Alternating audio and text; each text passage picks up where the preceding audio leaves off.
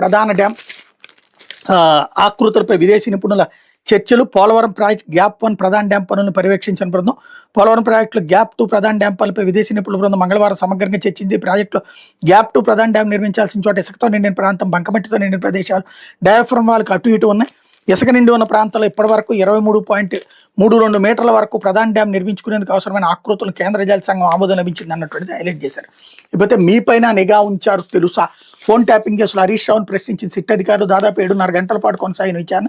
Phone అక్రమ tapping కేసులో తెలంగాణ మాజీ మంత్రి హరీష్ రావును ప్రత్యేక దర్యాప్తు బృందం 7.5 గంటల పాటు సుదీర్ఘంగా విచారించింది.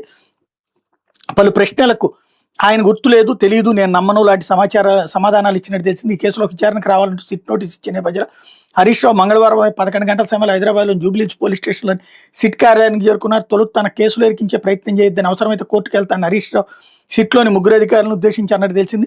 విశ్వసనీయ సమాచారం మేరకు 2018 శాసనసభ ఎన్నికల అనంతరం మీతో పాటు అప్పటి బీఆర్ఎస్ మరో సీనియర్ నేత ఫోన్లపై ఏడాది పాటు నిఘా ఉంచిన విషయం మీకు తెలుసా అని సిట్ అధికారులు ప్రశ్నించారు. దీనికి నేను నమ్మనని హరీష్ రావు చెప్పినట్టు తెలిసింది.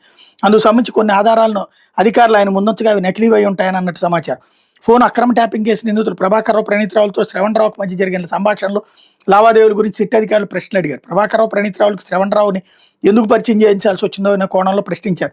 శ్రవణ్ రావు 2023 అక్టోబర్లో తన మీడియా సంస్థ చేయించిన సర్వేలో బీఆర్ఎస్కి 40 సీట్లు దాటడం లేదని, నిఘా విభాగం సర్వేలు మాత్రం మరోసారి అధికారంలోకి వస్తుండటంతో ఆ అంశంపై చర్చించేందుకు వాళ్ళ మధ్య సమావేశం ఏర్పాటు చేయించాలని హరీష్ రావు చెప్పినట్టు తెలిసింది. అందుకు సంబంధించి జిల్లాలో ప్రత్యర్థి పార్టీల నేతలపై నిఘా ఉంచాలని మీరు ఆదేశించలేదా అని అధికారులు ప్రశ్నిస్తే అట్లాంటిదేమీ లేదని చెప్పినట్టు సమాచారం. అయితే 2023 నవంబర్ 30న శాసనసభ ఎన్నికలు జరగడానికి ముందు రోజు వరకు శ్రవణ్ రావు ఇచ్చిన ఫోన్ నెంబర్లను ప్రభాకర్ రావు, ప్రణీత్ రావు ట్యాప్ చేయించడానికి కారణం ఏంటని అడిగితే హరీష్ రావు సరైన సమాధానాలు ఇవ్వలేదని తెలిసింది.